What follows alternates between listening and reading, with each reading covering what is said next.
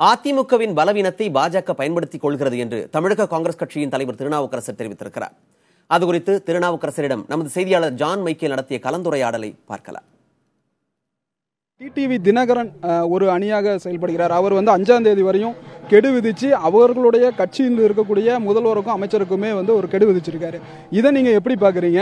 அவர் தலைமைச் செயலகத்தில், அதாவது அவருடைய கட்சியினுடைய அலுவலகத்தில் நுழையக்கூடாதுங்கிறதுல அதிமுக தற்போதைய அரசு தீவிரமா கவனம் செலுத்துது. இப்படி இருக்கிற பரபரப்பான சூழல்ல காங்கிரஸ் கட்சி இதை எப்படி அணுகுறீங்க? இல்லை, காங்கிரஸ் கட்சியை பொறுத்த வரைக்கும் அதிமுகவுக்குள்ள யார் தலைமை ஏற்கணும், யாருக்கு அணி பலப்படணும், இது எனக்கு அவசியம் இல்லை. அவங்க ஒன்று சேர முடிஞ்சு சேர்ந்தா ஓகே. ஜெயலலிதா அவர்கள் முதலமைச்சராக இருக்கிற போது ஆனாலப்பட்ட மோடியே அந்தம்மா அவர் வீட்டில் போய் தான் பார்த்துட்டு போனார். ஜெயலலிதா போய் பார்க்கல. ஜெயலலிதா பார்க்கறதுக்கு பிரதமராக இருந்த மோடி ஜெயலலிதா வீட்டுக்கு பார்த்தார். இப்போ அங்கே இருக்கிற 4 அணியும் 3 அணியும் போட்டி போட்டுட்டு அங்கே ஃப்ளைட்டில் காலை மதியம் மாலை மாற்றி மாற்றி டெல்லி ஓடிட்டு இருக்காங்க. ஸோ பயந்து போய் கிடக்குறாங்க.